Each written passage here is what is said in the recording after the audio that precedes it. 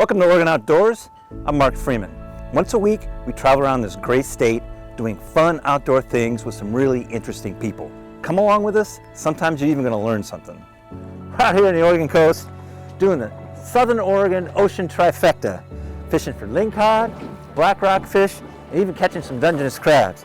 We're not only going to show you how to catch all this stuff, we're going to even show you how to cook some of it too. Oh, this thing hit like a freight train. Can't wait to see what it is.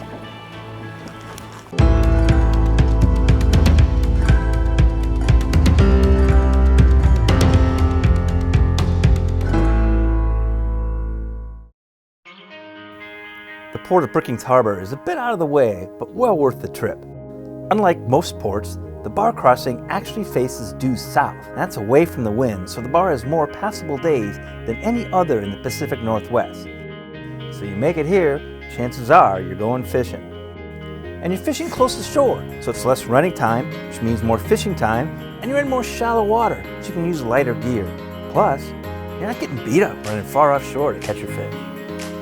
So it's a little bit rough today, not that bad, but really, Brookings is like one of the safest places to get out in the ocean in the Pacific Northwest. We're just getting around Chaco Point now, and now we're getting the swell that all the other harbors on the Oregon coast, you immediately run into this. Also, when we're running back in, we're not gonna have this pounding. It's gonna be a lot smoother ride. So this island here, Bird Island, we can talk about it more, but that's the largest island on the Oregon coast.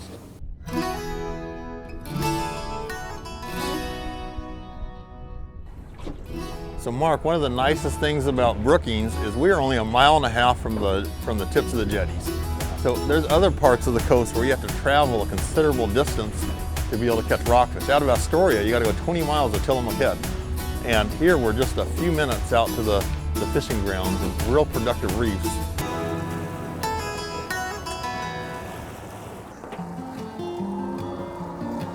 Here's my new best friend right here.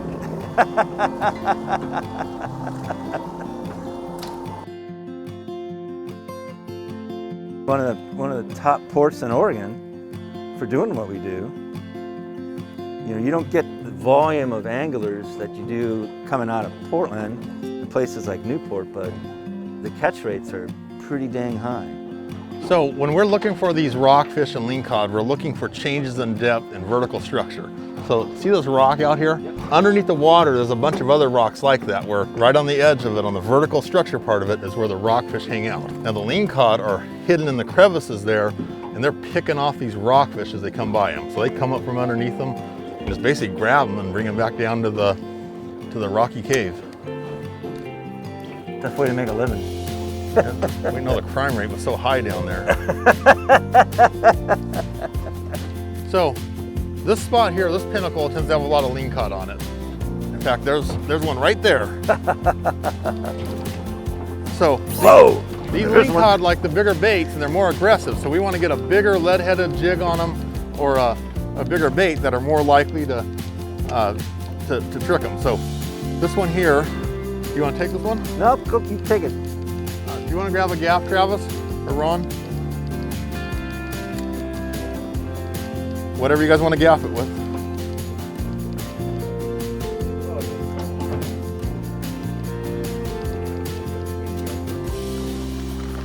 Whoa.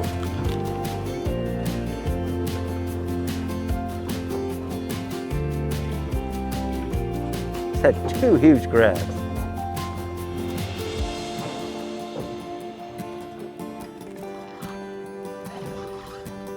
I bet I got greased. So that sea lion's watched us catch a couple lingcod, and I think its plans are to take one. Wants us to share. Whoa! This is what we're after. Big ling. Oh.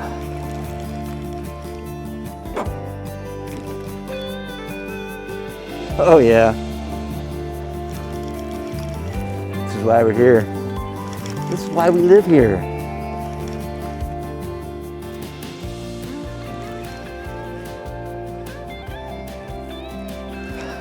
Pulling pretty good. He just chomped that sardine hard, huh? Oh, somebody's after my fish.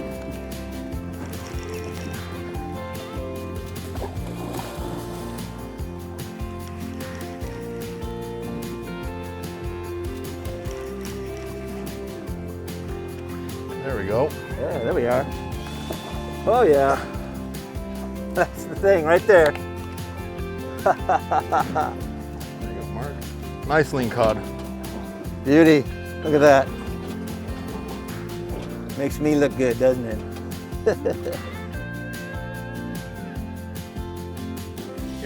You got somebody wanting to steal your lunch there. Yeah, I know. It's like you're fighting a lingcod and trying to keep it away from the sea lion. Look at that beauty. All right. This is gonna be some good eating. So who's prettier now, huh?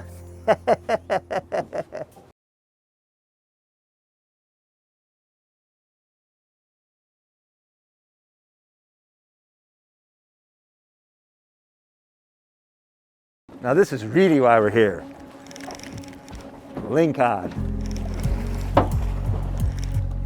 The enforcer at the bottom of the ocean, and a great fish to eat. Oh God. He's got to be 22 inches. We'll measure him. I didn't want to gaff him in case you get a big one. Right. So this is a lingcod. Lingcod are the top of the food chain predator down here. All these guys do is eat other fish. So they might eat a squid or an octopus, but a little rockfish gets near them and that becomes dinner for them. Those big teeth for grabbing onto other fish. These guys hide in the rocks and the crevices. And they actually ambush the fish as they come by. So this is that stalker in the alley that you don't want to come across. And they're good eating too. Got a big head, pretty ugly. This guy's so ugly we should put a mask on him. He's gonna be undersized, I think. We'll measure him. They got to be 22 inches long to keep.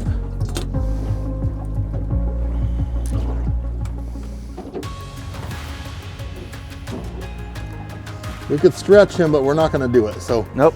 Even though he's about right at 22 inches, we're going to be better safe than sorry. So we'll let this guy go.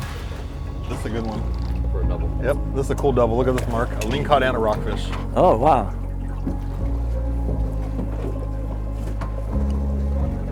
The Brookings double.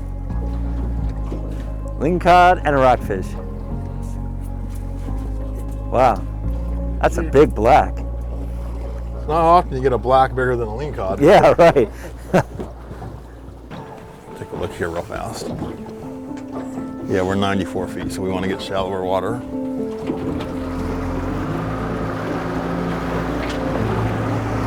Just going through all the data, the biomass, we can't catch enough lingcod to fill what could be a quota. The sport fishing impact on lingcod is relatively small. Lingcod grow so fast, you know, it's not like a rockfish that can get 40, 50, 60 years old. Mature lingcod is only 4 or 5 years old. Yeah. And you know, it's amazing. It's one of the only real success stories for stock rehabilitation in the Pacific Northwest. Yeah, you know, when the ODFW made the decision to close lingcod and change the regulations, it was remarkable the increase in numbers of fish. The lingcod population on the Oregon coast is extremely healthy. And the main reason is they're such a fast-growing fish. You know, they have a life cycle of less than 10 years typically, where other rockfish have to live for decades to, for their whole life cycle. It wasn't always this way. Lingcod were such a big target for sport and commercial fisheries that in 1997 they were officially deemed overfished. So big cutbacks and fishing opportunities ensued, but tight rules and improved ocean conditions made a huge difference. Lingcod were officially considered rebuilt in 2006. Now, guys can't catch enough of them to make a dent in the population. Okay, so this is around 50 feet deep in here. Okay.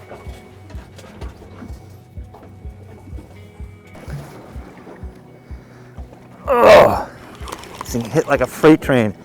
Can't wait to see what it is.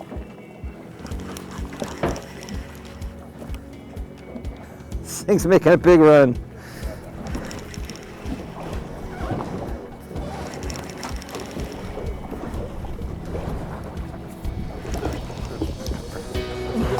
Yep.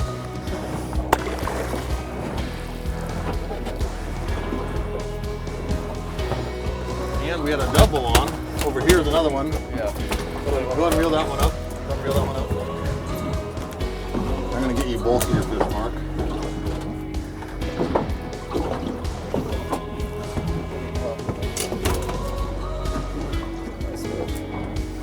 That one on this hand there.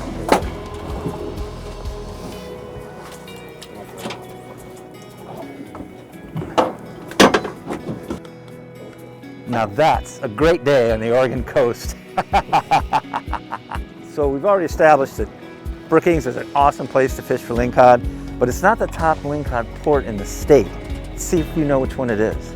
Is it A, Depot Bay, B, Newport, or C, Charleston?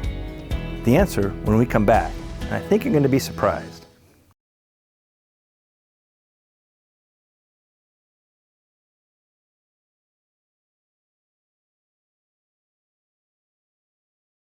So I've already established that Brookings is an awesome place to catch lingcod, but there is one port that dominates the lingcod catch in Oregon. Let's see if you know which one it is. Is it A, Depot Bay, B, Newport, or C, Charleston? Believe it or not, it's Depot Bay. At least it was last year. It edged out Newport in 2020, even though trips out of Newport were 1/3 higher than those out of Depot Bay. And now you know. So right here on Brookings, targeting lingcod today, but I tell you right here, the bread and butter of the bottom fish industry in the state of Oregon, right here, black rockfish. Some people call them Pacific snapper or sea bass or rock cod, but that's our most abundant fish here on the southern Oregon coast. Lots of these. It's the staple of the driving force of the bottom fishing world here. There's big numbers of them, and this is our main target. So this is kind of like when you're salmon fishing on the river with a flatfish or quickfish when you put a sardine wrap. This is a sardine wrap that we're putting on the flutter jig, which will really increase the chances of a lingcod or a large canary or some other kind of fish biting it. This standard stuff, got jig weight on the bottom, a couple extra hooks with some stuff that looks like shrimp. Drop it straight to the bottom, jig it off the bottom, wait till you feel them, grab onto it. It's barely rocket science, hardly even brain surgery. So all these rocks around here, they come up from 100 feet to sometimes 25 feet, 40 feet, and that's where the rockfish hang out. So the non-pelagic rockfish, a quillback, a copper rockfish, a china, they might spend their entire life on that single rock. They don't move around. And that life can be 20 plus years too. 50 years. They don't go far from home. Now the canaries and blue and black rockfish, they might travel hundreds of miles, migrating up and down the coast and inshore and offshore. And the black. So that was a double hookup. You got a black and I got a little canary here. Oh yeah. This did not take long for him to take this thing. What's great about this is you never know what the next fish is going to be. There's so many different types of rockfish and other species down here that a lot of times every fish is different.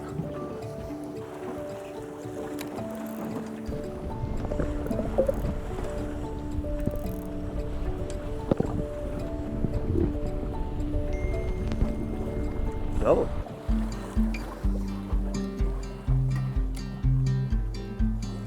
Two canaries. Two canaries is definitely better than one canary.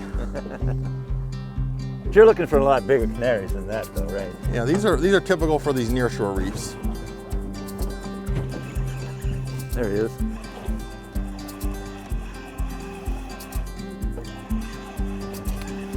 This feels like it could be a little bit bigger, but you never really know. Another canary.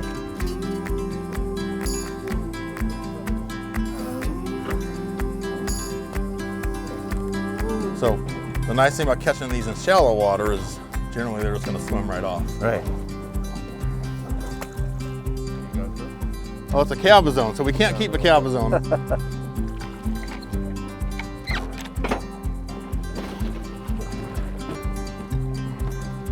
You basically hit that sardine the second it hit the bottom. Yeah, so cabezon, you can't keep those until what, July 1st? July 1st. So kind of different than the lingcod. The numbers, they're big, there's a lot of them, but we do catch our allocation of cabezon. So they open July 1st to cut the harvest in half. And last year, it opened opened July 1st, and by the end of August, it was closed. Yeah. They're good eating. You know, I always say the rule of the ocean, the uglier the fish, the better the eat. I once caught a cabezon when I was in Coos Bay and threw it in my sack. I was fishing off the jetty, and it didn't really fight much at all coming up. And by the time I got home, like 2 hours later, I threw it in the sink to start filleting fish, and the thing went nuts. It was crazier fight 2 hours later in my house than it was in the end of my line. They're pretty hardy, the catfish of the sea. Yeah. These fish mainly eat crabs and shrimp, and they eat shellfish. They have real powerful jaws, you can hear that. And that's for crushing crabs, eating them whole. So you can see way down, see those teeth in the throat? Those are the crushers. Take a whole crab and just crush it into nothing. And he won't waste any time getting back to the bottom.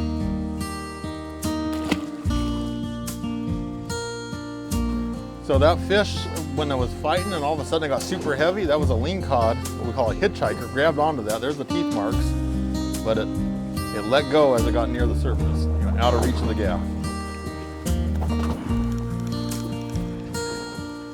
Oh yeah.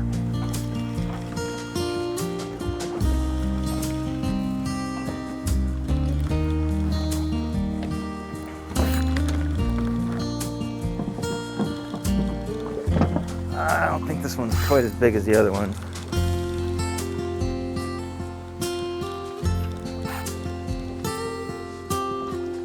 Oh, rockfish. The China rockfish. China. So this rockfish here, that's a China rockfish, and you can see his eyes are protruding.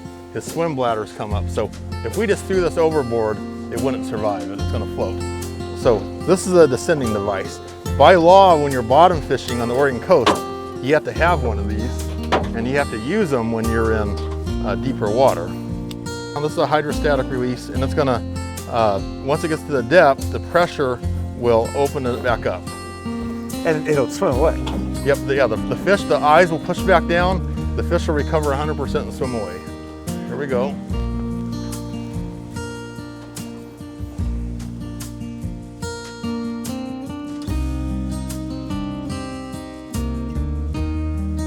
Okay, so that weight's going to take them to the bottom, and then the clamp's going to open up once it gets down below 50 feet. Can't beat that. At the end of the morning, having a bucket of fish on the Oregon coast is a great thing, but it doesn't do you a whole lot of good if you don't know how to fillet them and don't know how to cook them.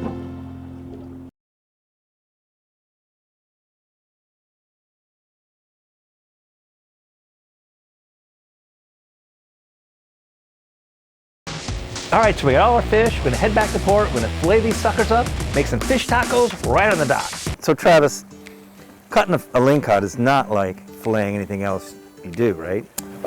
It's similar to a salmon. They both have the pin bones down the side, but according to the salmon, I usually will leave those in. With the lingcod, I'll take those out. Oh, okay. So first of all, I want to just take a nice cut right here. I measure this and pull this fin out of the way.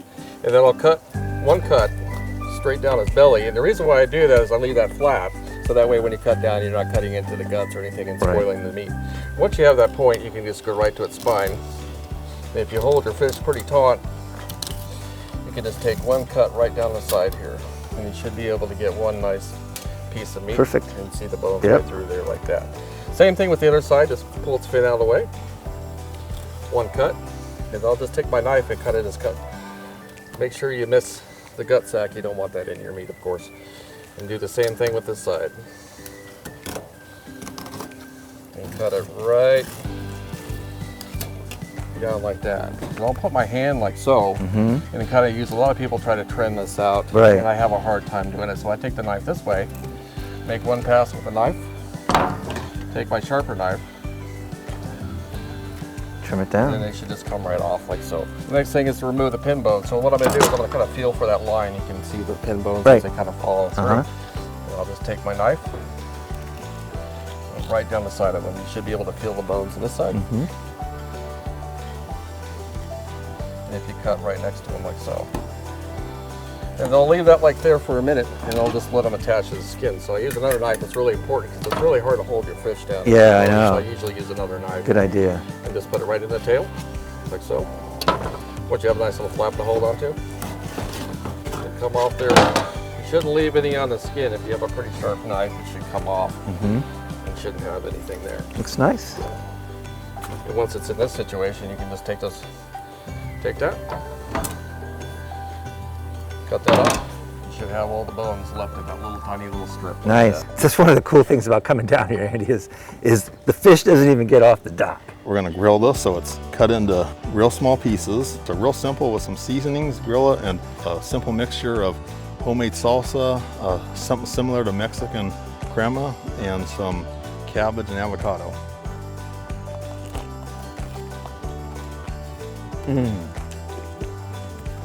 That's living the life of the Oregon coast right there. Doesn't get any fresher. Andy, it was a great day, great way to end it. Wonderful time on the water, fantastic food.